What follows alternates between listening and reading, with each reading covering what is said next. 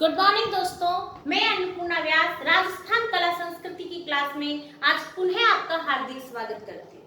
दोस्तों, कल की क्लास के अंदर हमने देखा था कि कैलेंडर किसको हमने अध्ययन किया था कि किस तरीके से हम कैलेंडर से त्योहार तक पहुंचेंगे।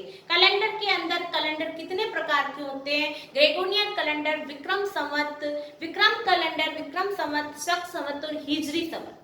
और चारों ही कैलेंडर में कितने दिन होते हैं, चारों ही कैलेंडर कब प्रारंभ होते हैं, यह सारी जानकारी दोस्तों हमने कैलेंडर के माध्यम से ली थी। दोस्तों, सबसे पहले मेरे चैनल को सब्सक्राइब करें और बेल आइकन के ऊपर क्लिक करें दोस्तों, ताकि मेरा नया वीडियो जैसे ही अपलोड हो उसकी जानकारी आप तक पहुंच जाए। तो दोस्तों, अब हम वापस चर्चा करते हैं त्योहारों के बारे में। दोस्तों, त्योहार अलग अलग धर्म से मनाए जाते हैं। जैसे हिंदू धर्म के त्योहार है, मुस्लिम धर्म, सिख धर्म, ईसाई धर्म, जैन धर्म, सभी धर्मों के त्योहार हम पढ़ेंगे दोस्तों। तो सबसे पहले हम चलते हैं दोस्तों हिंदू धर्म के त्योहार की ओर। कौन से त्योहार की ओर चल रहे हैं साथियों? हम हिंदू धर्म के त्योहार की ओर। तो हिंदू धर्म के त्योहार पढ़ने से पहले हमें हिंदू धर्म के माह की जानकारी होना बहुत जरूरी है। तो हिंदू धर्म के माह कौन कौन से होते हैं दोस्तों? हमारे पास में होते हैं हिंदू धर्म के माह है। सबसे पहले माह होता है चैत्र, दूसरा माह होता है हमारे सामने बैसाख, चैत्र, बैसाख, ज्येष्ठ, आषाढ़, ज्येष्ठ, आषाढ़, श्रावण, श्रावण जिसे मारवाड़ी भाषा में सावन कहा जाता है, श्रावण, भाद्रपद, भाद्रपद जिसे साथियों भादवा कहा जाता है, भाद्रपद, अश्विन, अश्विन, कार्तिक, कार्तिक, माघशीष, कार्तिक, माघशीष, पौष, माघ और फाल्गुन। तो ये दोस्तों हमारे हिंदू धर्म के 12 महीने आपके सामने होते हैं। ये हमारे हिंदू धर्म के 12 महीने आपके सामने हैं। इनकी जानकारी होना बहुत जरूरी है दोस्तों, क्योंकि इन्हीं के माध्यम से हम आगे त्योहार पर चल पाएंगे कि कौन सा त्योहार कौन सी तिथि पर और कब मनाया जाता है। तो दोस्तों, इस त्योहारों की जानकारी होने से पहले हमें इन महीनों के बारे में एक जानकारी और होना बहुत जरूरी है कि चैत्र माह है हमारे अंतरराष्ट्रीय कैलेंडर के अकॉर्डिंग जनवरी, फरवरी, जनवरी से लेकर दिसंबर तक किस माह के अंदर आता है? तो दोस्तों, चैत्र माह जो आता है वो हमारे पड़ता है मार्च अप्रैल के अंदर, ठीक है। आपका बैसाख माह पड़ता है अप्रैल मई के आसपास, इनके बीच में पड़ता है। और ज्येष्ठ आपके पड़ता है मई जून के आसपास। ये आषाढ़ आपके पड़ता है जून जुलाई के आसपास। आपके श्रावण पड़ता है जुलाई अगस्त के आसपास, जुलाई अगस्त के आसपास। और आपके ये भाद्रपद पड़ता है अगस्त सितंबर के आसपास, अगस्त सितंबर के आसपास, अगस्त सितंबर। अश्विन पड़ता है आपके सितंबर अक्टूबर के आसपास, सितंबर अक्टूबर, सितंबर अक्टूबर के आसपास। कार्तिक पड़ता है दोस्तों अक्टूबर नवंबर के आसपास, अक्टूबर नवंबर के आसपास। और आपके मार्गशीर्ष पड़ता है नवंबर दिसंबर के आसपास, नवंबर दिसंबर के आसपास। और पौष पड़ता है आपके दिसंबर जनवरी के आसपास, जनवरी, जनवरी, फरवरी। और फाल्गुन महीना पड़ता है आपके फरवरी मार्च। आपकी जो होली आती है फरवरी से मार्च के मध्य में तो आती है दोस्तों। तो इस तरीके से ये हमारे हिंदू धर्म के 12 महीने अंतरराष्ट्रीय कैलेंडर के जनवरी से लेकर दिसंबर माह से भी इस तरीके से संपर्क रखते हैं। तो दोस्तों, ये एक बार आप लोग नोट कर लीजिए। इसके बाद में अपन क्वेश्चन के ऊपर चर्चा करेंगे। तो ये होते हैं दोस्तों हमारे हिंदू धर्म के माह है। चैत्र पड़ता है हमारे मार्च अप्रैल के अंदर, बैसाख अप्रैल मई में, ज्येष्ठ मई जून के अंदर, आषाढ़ जून जुलाई में, श्रावण जुलाई अगस्त में, भाद्रपद अगस्त सितंबर में, अश्विन आपके सितंबर अक्टूबर में, कार्तिक अक्टूबर नवंबर में, मार्गशीर्ष नवंबर दिसंबर में, पौष आपके दिसंबर जनवरी में, माघ महीना जनवरी फरवरी में, और फाल्गुन आपके पड़ता है फरवरी मार्च के अंदर। तो दोस्तों ये होते हैं हमारे हिंदू धर्म के माह। अब चलते हैं दोस्तों हम एक बहुत विशेष चर्चा करने के ऊपर कि जिस तरीके से हिंदू धर्म के अंदर चैत्र से लेकर आपके फाल्गुन तक माह होते हैं, उसी तरीके से आपके कैलेंडर अंतरराष्ट्रीय कैलेंडर में जनवरी से लेकर दिसंबर तक 12 महीने होते हैं, यानी महीनों की संख्या बराबर है 12-12। तो दोस्तों इनमें भी 30 दिन होते होंगे और इसमें भी 30 दिन होने चाहिए, आसपास ही होने चाहिए, 30, 31, 29, 28, यही होते हैं हमारे एक महीने में दिन।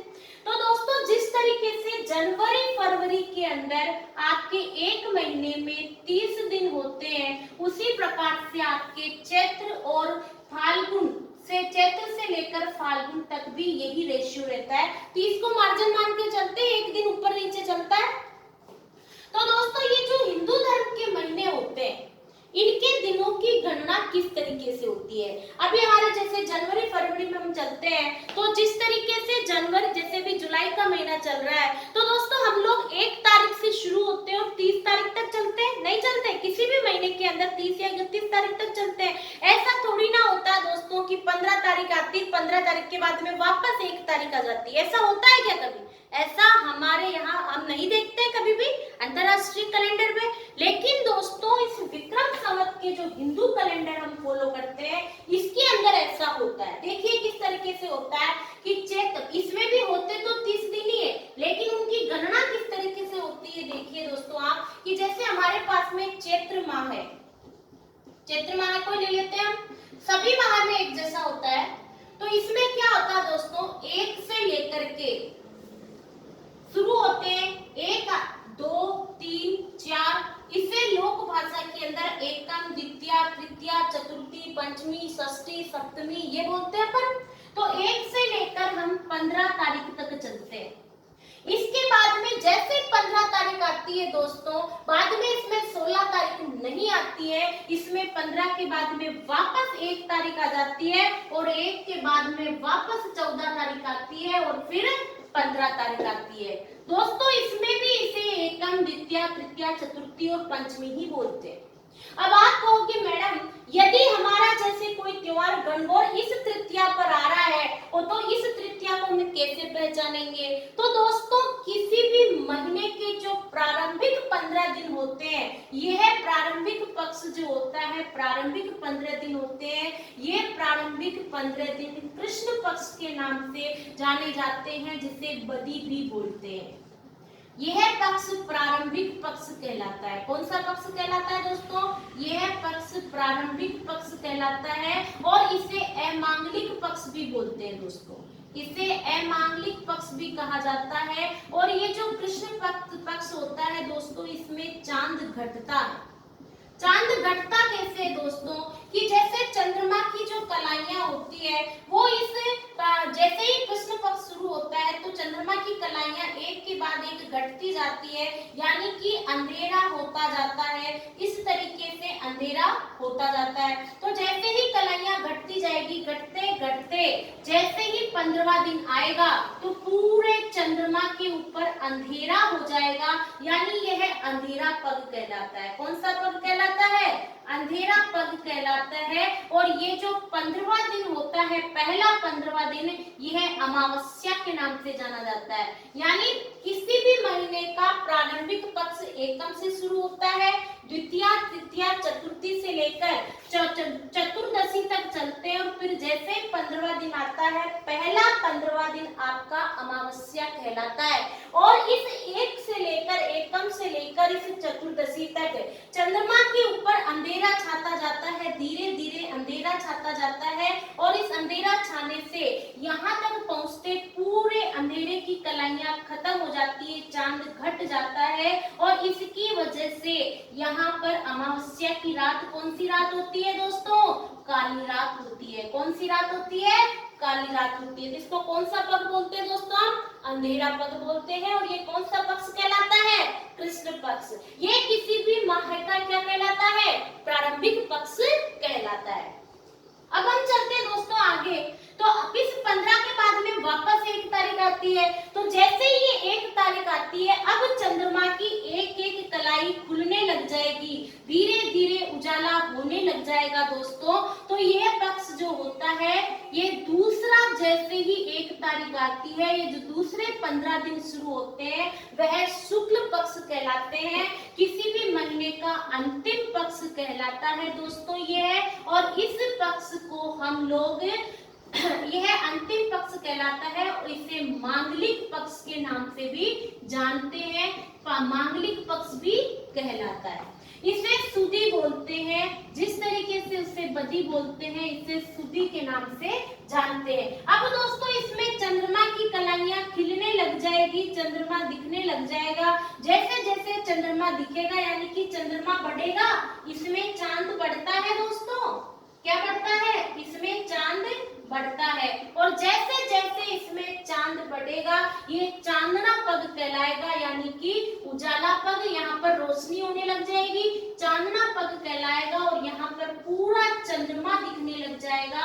और ये जब पूरा चंद्रमा दिखता है तो उस 15वें दिन को हम पूर्णिमा के नाम से जानते हैं। यानी दोस्तों इतनी रामायण यदि आपको समझ में नहीं आती है तो आपको इतना सा ध्यान रखना है कि किसी भी महीने के जो पहला 15वां दिन होता है वो अमावस्या कहलाता है और दूसरा 15वां दिन पूर्णिमा कहलाता है। किसी भी महीने के जो प्रारंभिक 15 दिन होते हैं वो कृष्ण पक्ष के नाम से जाने जाते हैं और जो दूसरे 15 दिन होते हैं वो आपके शुक्ल पक्ष के नाम से जाने जाते हैं। यानी इस पक्ष में किसी भी आने वाली तिथि को हम शुक्ल पक्ष के नाम से लिखेंगे और इस पक्ष में आने वाली किसी भी तिथि को हम कृष्ण पक्ष के नाम से लिखेंगे। अब देखो दोस्तों, यदि मैं इस चित्र को, इस डायग्राम को चैत्र माह का ही समझूं तो दोस्तों चैत्र माह के अंदर हम जानते हैं कौन सा त्योहार आता है। फॉर एग्जांपल हम देखें तो गणगौर आती है साथियों। कौन सा त्योहार आता है? गणगौर आती है। तो दोस्तों ये गणगौर कब आती है देखेंगे आप लोग। गणगौर आती है हम जानते हैं। तो गणगौर मैं कहती हूँ कि चैत्र माह में आती है। और चैत्र माह में कब आती है? चैत्र शुक्ल तृतीया पर आती है। कब आती है साथियों? चैत्र शुक्ल तृतीया पर आती है। तो दोस्तों महीना कौन सा हो गया? चैत्र। ठीक है, चैत्र शुक्ल तृतीया यानी पूरा महीना कौन सा महीना है? चैत्र महीना है। उसके बाद में पक्ष कौन सा है? शुक्ल, यानी इस पक्ष में तो है ही नहीं वो तिथि, इस पक्ष में है। और तिथि कौन सी है? तृतीया, यानी कि गणगौर किस दिन आती है? इस तृतीया के ऊपर आती है। तो दोस्तों हमारे पास में हर तिथि एक महीने में 2 बार आएगी, एक बार कृष्ण पक्ष की और एक बार शुक्ल पक्ष की। यानी 12 महीने के अंदर एक तिथि 24 बार आएगी साथियों। और हिंदू धर्म तो आपको पता है त्योहारों की शान है, एक महीने में 10-10 त्योहार आ जाते हैं। तो आप बताइए दोस्तों कि हम लोग इतनी तिथियों को हम कैसे याद रखेंगे।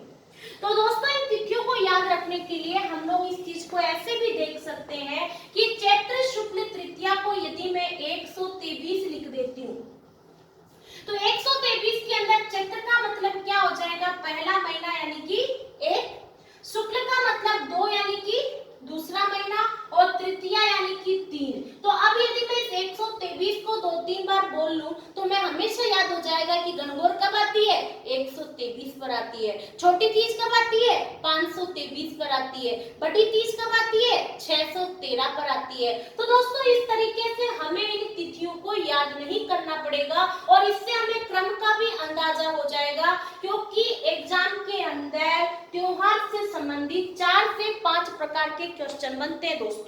बड़े अच्छे से सुनना ध्यान से। पहला सवाल जो बनता है कि कौन सा त्योहार कब मनाया जाता है, यानी किस तिथि पर बनाया जाता है। तो दोस्तों हमें एक तिथि ध्यान होनी चाहिए। दूसरा सवाल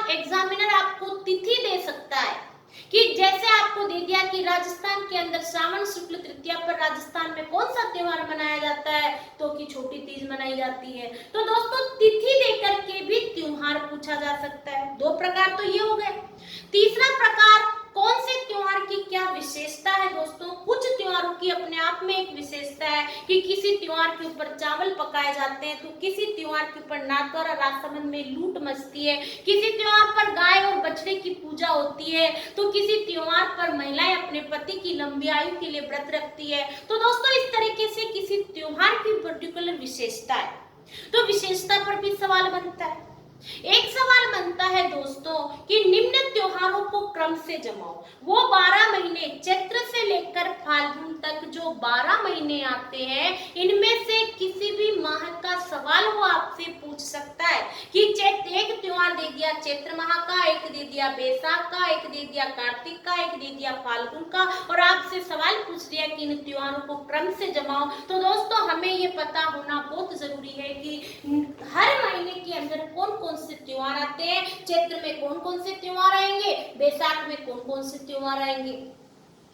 एक सवाल, इसी सवाल में थोड़ा सा फेरबदल करके एक टाइप इस प्रकार भी बनता है सवाल का कि जैसे एक ही महीने के 2 त्योहार दे दिए आपको, गणगौर भी दे दी और शीतलाष्टमी भी दे दी, उसके बाद में एक त्योहार कार्तिक का दे दिया और एक त्योहार फाल्गुन का दे दिया, सवाल पूछ लिया। तो दोस्तों एक ही महीने के अंदर आने वाले 2 त्योहारों की भी जानकारी होना जरूरी है कि इस महीने में पहले कौन सा त्योहार आएगा और बाद में कौन सा त्योहार आएगा। ठीक है दोस्तों, तो इन तिथियों को याद में रखना, इन तिथियों को क्रम से याद में रखना और कौन सी तिथि के ऊपर कौन सा त्योहार मनाया जाता है, ये सारी चीजों को हमें एक साथ फोकस करना है। तो इसके लिए आप मेरे से जुड़े रखिए दोस्तों, जुड़े रहिए दोस्तों। मेरा दावा है आपको बड़े अच्छे से याद हो जाएगा, क्योंकि दोस्तों कहते हैं ना, परिंदे ने कहा पंख खोल दे, जमी नहीं है मंजिल मेरी, पूरा आसमान बाकी है। परिंदे ने कहा पंख खोल दे, जमी नहीं है मंजिल मेरी, पूरा आसमान बाकी है। बिना मेहनत के तक तो ताज नहीं मिलता, जितनी गहराई अंदर है बाहर उतना ही तूफान बाकी है। तो दोस्तों इस चीज को बड़े ध्यान से समझने की कोशिश करिए आप लोग कि चैत्र शुक्ल तृतीया यानी जो पहला वर्ण होगा वो आपके महीने के लिए होगा, दूसरा शब्द हमेशा पक्ष के लिए होगा। कृष्ण पक्ष के लिए हम हमेशा 1 लिखेंगे और शुक्ल पक्ष के लिए हम हमेशा 2 लिखेंगे, और जो तीसरा शब्द होगा दोस्तों वो आपके तिथि के लिए होगा। ठीक है दोस्तों, तो यहाँ तक एक बार नोट कर लीजिए। इसके बाद में दोस्तों मैं आपको एक बहुत अच्छी चीज के पास लेकर चल रही हूँ, जिसके माध्यम से आप जो मैंने टाइप्स ऑफ क्वेश्चन बताए हैं उन क्वेश्चंस को आप बड़े अच्छे से याद कर पाएंगे। नोट करिए दोस्तों इसे आप।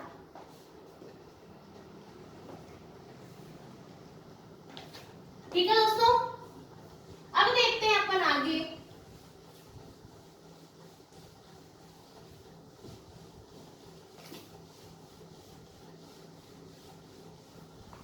आगे चलते हैं साथियों अपन। अब देखते हैं अपन सबसे पहले चैत्र माह के त्योहार। वैसे त्योहारों की शुरुआत छोटी तीज से बताई जाती है, लेकिन दोस्तों हम अभी महीने वाइज चल रहे हैं, सारे त्योहार इसके अंदर आ जाएंगे आपके। तो सबसे पहले देखेंगे दोस्तों हम चैत्र माह के त्योहार। चैत्र माह के त्योहार, चैत्र माह के त्योहार, तो इसमें देखेंगे दोस्तों आप चैत्र में धूल से, चैत्र में धूल से भैया का सीन, भैया का सीन गम में बदल गया, गम में बदल गया, गम में बदल गया। अशोक, राम, महावीर, हनुमान। इस लाइन को दोस्तों में याद रखिए, मेरे साथ चलिए, आपको बहुत अच्छा समझ में आएगा। चैत्र में धूल से भैया का सीन गम में बदल गया, अशोक, राम, महावीर, हनुमान। इस लाइन को मेरे साथ बोलिए दोस्तों। चैत्र में धूल से भैया का सीन गम में बदल गया, अशोक, राम, महावीर, हनुमान। तो देखिए दोस्तों इस लाइन का क्या मतलब है कि चैत्र से तो हमें याद रहता है चैत्र माह है। चैत्र से हमें क्या याद रहता है दोस्तों? चैत्र माह है। धूल से हमें याद रहता है दोस्तों धुलंडी। धूल से हमें क्या याद रहता है दोस्तों? धुलंडी। धुलंडी कब आती है? 111 पर आती है। 111 का मतलब क्या होगा? चैत्र कृष्ण एकम। तो दोस्तों इससे हमें ये अच्छे से याद हो जाएगा कि कौन सा त्योहार किस तिथि पे आ रहा है और किस तिथि पर कौन सा त्योहार आ रहा है। अब आपको धुलंडी को याद रखने के लिए तिथि याद रखने की जरूरत नहीं है। धुलंडी कब आती है? 111 पर आती है। धुलंडी कब आती है दोस्तों? 111 पर आती है। कब आती है? 111। एक का मतलब चैत्र, एक का मतलब कृष्ण और एक का मतलब एकम। भाई दूज कब आती है दोस्तों? भाई दूज के ऊपर चर्चा करेंगे दोस्तों। भाई दूज 2 मनाई जाती है हमारे राजस्थान में और दोनों ही भाई दूज के ऊपर सवाल बन सकता है, लेकिन प्राथमिकता हम कार्तिक पक्ष में आने वाली भाई दूज को देते हैं दोस्तों। तो इसको लिखेंगे हम चैत्र कृष्ण द्वितीया। चैत्र कृष्ण द्वितीया।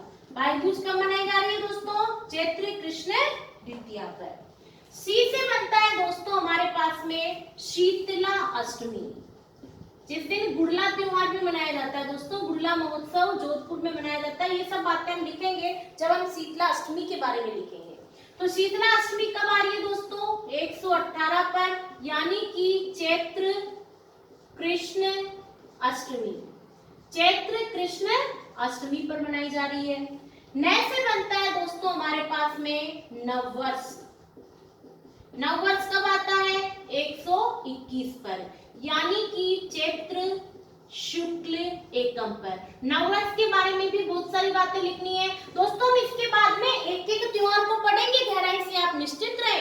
यहाँ पर तो सिर्फ हम ये याद रखना है कि कौन सा त्योहार किस तिथि पर आता है और किस तिथि पर कौन सा त्योहार आता है, और त्योहारों को क्रम से ध्यान रखना है। इस लाइन से कोई भी त्योहार इधर उधर नहीं होगा। सारे त्योहार हमें क्रम से याद रहेंगे कि नींद में भी उठाकर पूछ लो तो हम गलत नहीं बताएंगे।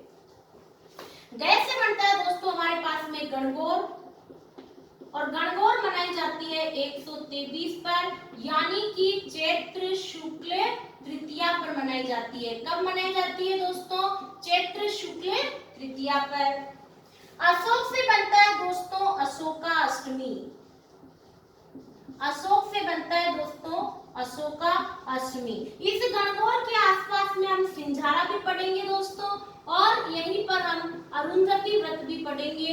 इन दोनों का संबंध गणगौर के व्रत के पास में ही है। तो ये दोनों जब हम गणगौर की डिटेल लिखाऊंगी तब इनके बारे में भी हम जानकारी लिखेंगे। अशोका अष्टमी आती है 128 पर, यानी कि चैत्र शुक्ल अष्टमी पर आती है। कब आती है दोस्तों? चैत्र शुक्ल अष्टमी पर। और महावीर से बनता है, राम से बनता है दोस्तों रामनवमी। रामनवमी, रामनवमी कब आ रही है दोस्तों? 129 पर, यानी कि चैत्र शुक्ल नवमी पर। और महावीर जयंती कब आ रही है दोस्तों आपसे? महावीर जयंती आ रही है दोस्तों आपके 1-2-13 पर, यानी कि चैत्र शुक्ल त्रयोदशी पर।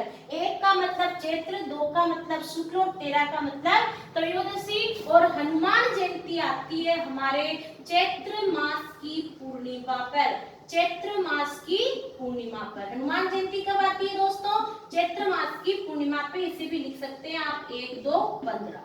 तो एक बार दोस्तों इसे नोट करिए आप लोग।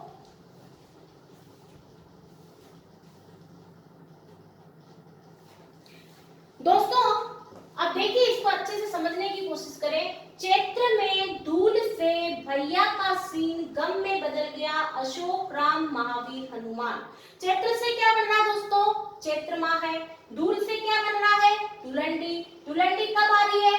111 पर। 1 का मतलब चैत्र, 1 का मतलब कृष्ण और 1 का मतलब एकम। भाई से क्या बन रहा है? भाई दूज। भाई दूज कब आ रही है? 112। 1 का मतलब चैत्र, 1 का मतलब कृष्ण और 2 का मतलब द्वितीया। चैत्र मास की। गै से क्या बन रहा है? गणगौर। गणगौर के पास में ही सिंझारा अरुंधति व्रत भी पढ़ेंगे।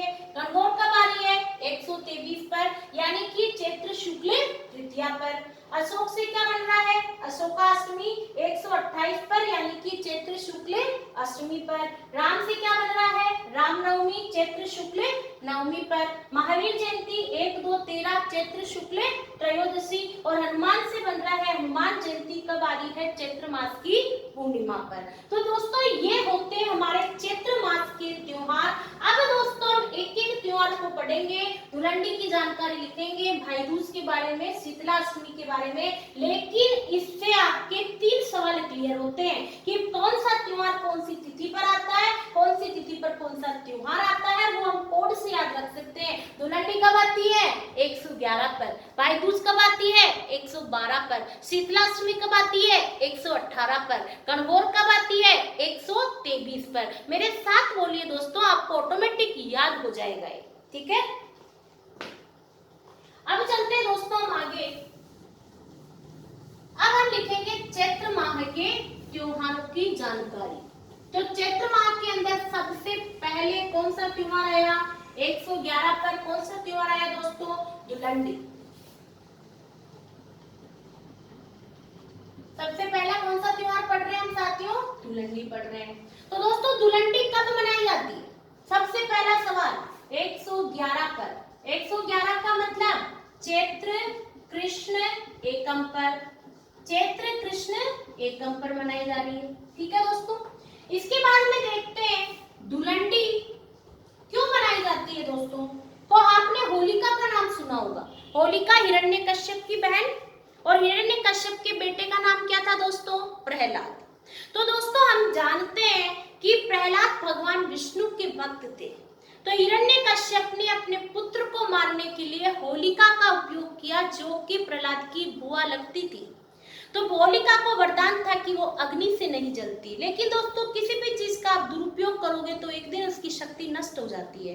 तो यहीं पर होलिका उस अग्नि के अंदर प्रहलाद को गोद में लेकर बैठ जाती है। उसे लगता है कि मैं अग्नि का वरदान है, मैं जलूंगी नहीं, लेकिन दोस्तों वो दुरुपयोग कर रही होती है, इसलिए वो अग्नि में जल जाती है। तो होलिका के पति मंगेतर का नाम था दोस्तों ईलोजी। तो ईलोजी जब वहां पर आते हैं और अपनी पत्नी की को जली हुई देखते हैं, तो उसकी जली हुई राख को अपने शरीर पर लगा लेते हैं और पूरे बाड़मेर मारवाड़ क्षेत्र में नाचने घूमने लगते हैं। तब इस याद के अंदर दोस्तों धुलंडी का त्योहार मनाया जाता है। होली का त्योहार होलिका की याद में और धुलंडी का त्योहार ईलोजी के कारण मनाया जाता है। तो दोस्तों धुलंडी ईलोजी की याद में मनाई जाती है। किसकी याद में मनाई जा रही है दोस्तों? ईलोजी की याद में मनाई जाती है। दोस्तों ये धुलंडी का जो त्योहार है, इस दिन राजस्थान में विभिन्न प्रकार की होली का आयोजन होता है।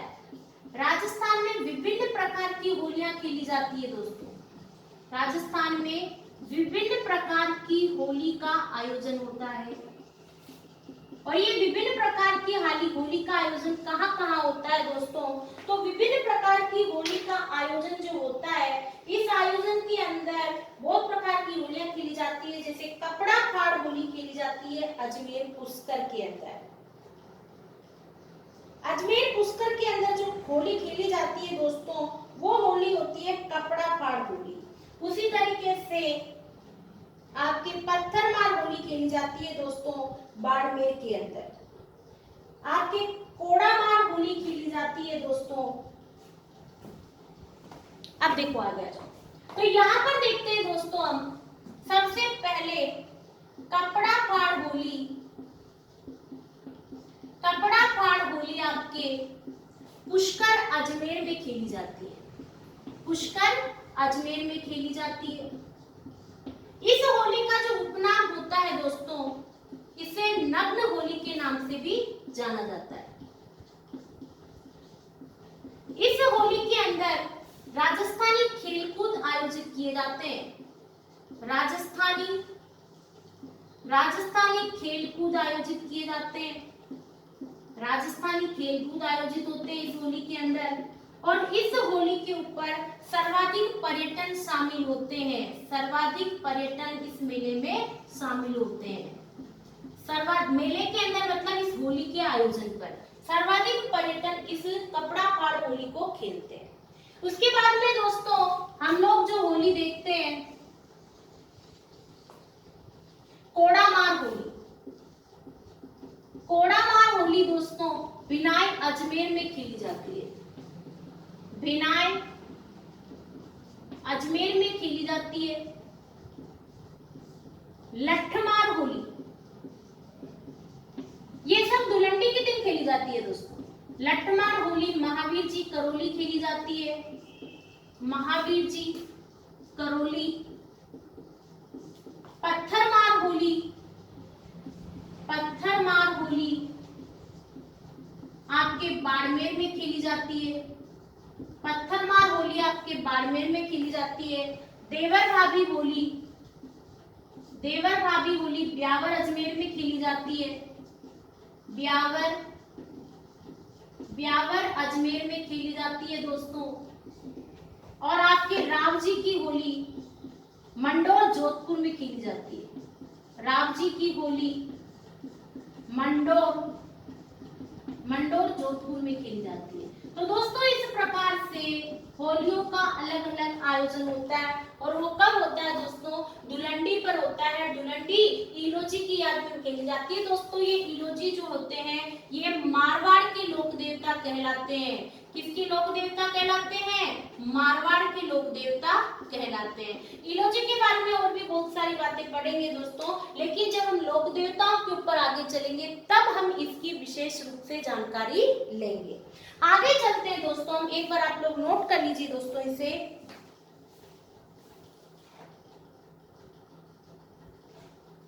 ठीक है दोस्तों, तो चैत्र माह के अंदर धुलंडी कब मनाई जा रही है, चैत्र कृष्ण एकम पर। किसकी याद में, इलोजी की याद में। और इसके आयोजन पर राजस्थान में विभिन्न प्रकार की होलियां भी खेली जाती है। अब देखते हैं दोस्तों आगे के त्योहार। धुलंडी के बाद में भाई दूज, शीतला अष्टमी, नव वर्ष और भी सभी त्योहारों की जानकारी हम क्रम में पढ़ते चलेंगे। लेकिन दोस्तों वो सारी जानकारी हम अगली क्लास के अंदर लेंगे। तब तक आप ध्यान रखें, सुरक्षित रहें और कोरोना से अपनी रक्षा करें दोस्तों। लेकिन उसके साथ साथ हमें मेहनत और लगन के साथ आगे बढ़ना पड़ेगा, क्योंकि दोस्तों कहते हैं ना, मुश्किल इस दुनिया में कुछ भी नहीं है। जाने क्यों लोग अपने इरादे तोड़ देते हैं। चाहत तो अगर सच्चे दिल से कुछ पाने की तो सितारे भी अपनी जगह छोड़ देते हैं। तो दोस्तों बड़ी लगन से आप तैयारी करिए। मेरा दावा है हमें जरूर सफलता मिलेगी। जय हिंद, जय भारत।